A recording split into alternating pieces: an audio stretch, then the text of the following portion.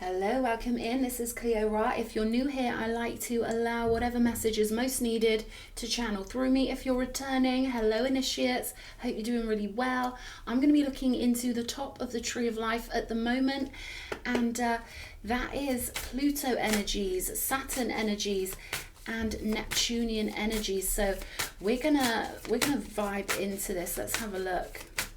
What message do we have from the top of the tree of life? We've got the Page of Swords here. So someone's gathering information for a big transformation. Yeah, we've got the Ace of Swords coming through with Neptune. And what else? What do we have for Saturnian energies, please, Spirit?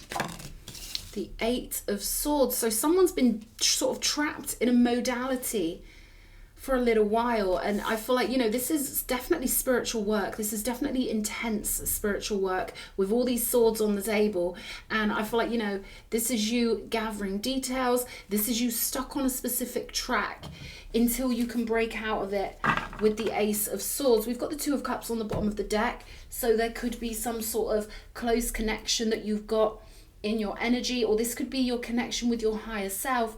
But I definitely feel here that you've been deeply engaged in some sort of project for a while, and with the Eight of Swords here, I'm kind of getting this energy of you trying to crack something or complete something, or maybe not letting yourself off the hook till it's done, because this is definitely a spiritual pathway for you. It's definitely something that you are naturally drawn to, and it definitely involves the mind predominantly. You could be working in, you know, hermeticism or ideas of the mind creating reality. That could be quite intense for somebody here.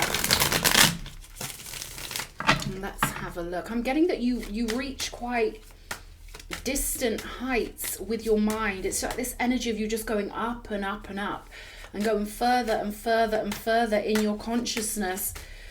And I feel like this is something you've been doing naturally for quite a while. It's just sort of natural to your being, I would say. Eight of Swords. There's that card of you being the initiate here, with the title card coming out. So you've been doing something that is very important to your spiritual pathway as an initiate, and it's to connect you fully with your higher self. I feel like you're very ambitious. You're a very ambitious initiate, and you've been clarifying the connection, the backstage and the front stage, with these two tigers. I've never got that meaning quite come through in that much of a clear way before, but the thing is, just like the Two of Cups and even the Chariot, where you combine your higher nature, your immortal nature, in with the human nature. And I feel like something you've been doing has been enabling that for a long time. You could have been doing meditations. You could have your own unique kind of way of looking at the world, which is always the best way with the Ace of Swords. You know, you could find it hard to find people to talk to and even explain your work because it's gone so deep. And I feel like this is a sort of singular pathway for you, something that your soul wants you to complete. And it's very ambitious. There's nothing more ambitious than combining your higher self into the realm 24/7 and living from that nature. And that's what the crown represents here, in this case with the Ace of Swords, a pure connection to that crown chakra, which all of the aces in tarot represent. So you've got a beautiful free mind is what I'm getting here, because this is coming out in the Neptunian region. Nothing can own your mind if you're going to be a true initiate, because you just have to have your mind removed and free. For Neptune to even glance at you or look at you, you've got to be one of the most free-minded people. And we see this again with the Page of Wands coming out here. I feel like it's your ability to start afresh. It's your ability to be as eager as a brand new student of life over and over again that's gotten you to this point, this clear point. And what I'm getting is that life is about to shift the minute you kind of tip the scales, so that you are 51% in your immortal nature. That's a huge number, by the way. Bang, this is like you tearing through from one reality to another. And I feel like whoever you are, you know if this reading is for you, because you've always been ambitious and you've always wanted to be in charge of your own reality. You've always wanted that freedom. Neptune respects that, and Saturn has been holding you to it. You could sort of see this Eight of Swords as kind of like a prison. You're not getting out until you crack the code. And I feel like, you know, your higher self is obviously in cahoots with this one, because I feel like I'm speaking to someone who wants to be the best. Now, in this lifetime or in other lifetimes, you could have really have challenged yourself. I'm getting quite military kind of energy. Or maybe you'd be drawn to things like survival, surviving on your own in the wilderness, or being part of an elite group of people that test themselves physically. Something like that, because this tiger's so powerful. And I'm getting you've been ripping and weaving your way through life, through multiple lifetimes. I feel like you leave an impression on people's souls. You've got one of those potent souls that everywhere you go, you leave your mark. You kind of imprint your unique and majestic energy on people's souls. Show me, Ace of Swords. See, this is that moving, right? Moving dimensionally. Once you break through something here, this is almost like the point of the sword, ripping through something, and bang, you're going to feel the energy coming in. There's something you're trying to achieve. You could be trying to achieve, I don't know, maybe a level of communication in mediumship or shamanism. But this is the river you're on, and you know this. There's no rerouting the river. There's no going in a different direction. But then we've got the Ace of Pentacles on the bottom of the deck. There's no getting off the ride until it's over. Then your feet will be on solid ground. Then you will have anchored in this most powerful energy. And I feel like this has been a goal of yours for quite a long time. And I'm talking multiple lifetimes. You've been trying to anchor this powerful, powerful energy into your existence, right? So you've been playing the game well for a long time, my friend. And now I feel like you've been way ahead of the curve on the ascension. They're telling me ascension. You were way ahead of the curve. Okay, Sigma, they're giving me, you could identify with things like that. Really, you're just a unique individual with a brain, right? I don't feel like you identify too much with society at all. I feel like you're someone who's really aware of the comings and goings of souls. For some reason, that's popping up. The amount of people that leave every day or every second versus the amount of people who are born. There's something coming up with that for you. Maybe you are someone who maybe your higher self is one of the watch guards of the river of life or something like that here. Because I feel like your soul is set apart, and that's why you make a big impression. Whoever you meet, right? You know you always leave something with them. We've got light-hearted here. And I feel like you've had to be really serious. You've been on this timeline here, which is like your own personal... It's set up perfectly for your spirit to make you feel like, well, I'm trapped here until I find the key or the code to shift this whole reality to a much higher vibration. But this is that they bring me the word symposium. This is you bringing together multiple things from multiple lifetimes to build a stable, solid temple in this reality. Yeah, I feel like they're giving me like watchtower guard, something like that. I feel like you are a guide, because we've got this Six of Swords, right? But this is telling me you're initiated. This is telling me that you've been working on something for a while, gathering details. But I feel like you are the guide here. I feel like you're just basically finishing up something that's going to put your crown on, get your higher self locked and loaded, and then bang, you're taking your position in guiding other people. Guiding them around rivers and stones of the soul. Light-hearted, but they're really pulling me to the word light here. Like you could be like a lighthouse, because they keep giving me rocks and ocean. Helping people pass the rocks and the ocean.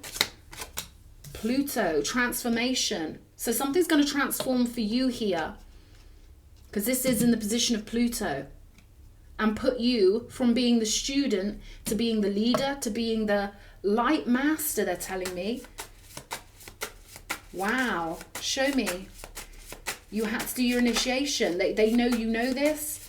They know that you've got this level of consciousness where you can be stuck in any human situation. You can still see the funny side, because you're seeing it from the other side. You're seeing it from the backstage, even when you're physically incarnate in a vessel.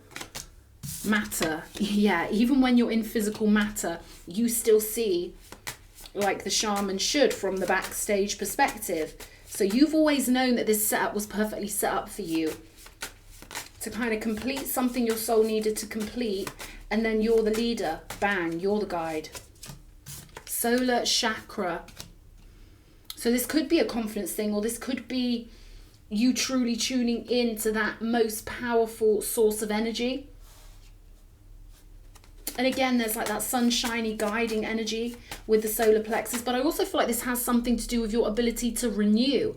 I feel like the child in you, or the adventurer in you, the part of you that's immortal, adventurous, the cherubim part of you, has a way of lighting up that cherubim spark in others, right? With all this light on the table, all this sunshine.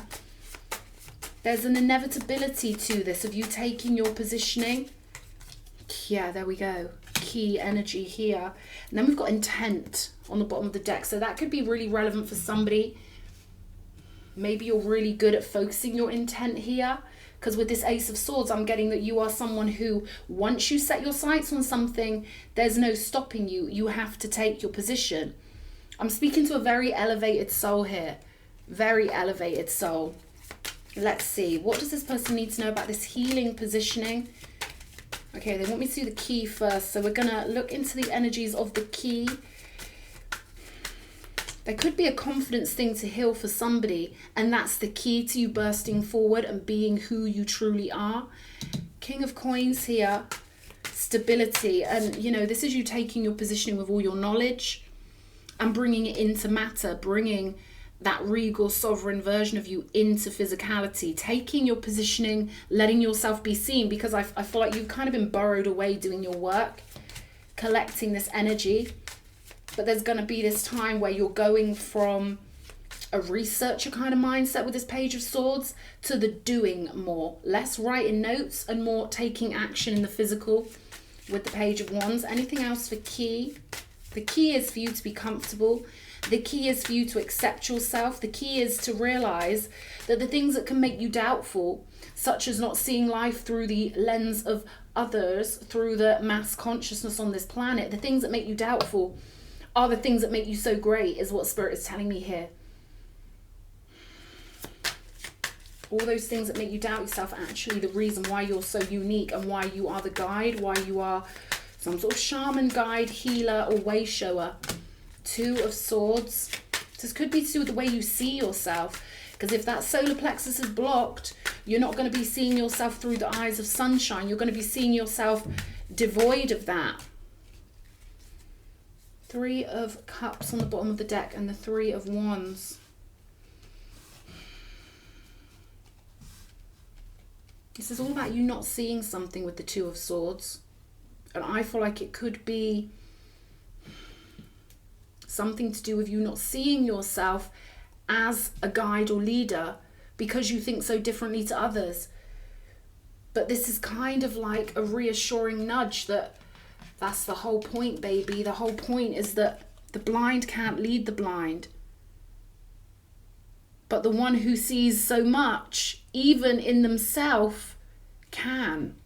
You know, I feel like you're quite critical of yourself. You see a lot of details.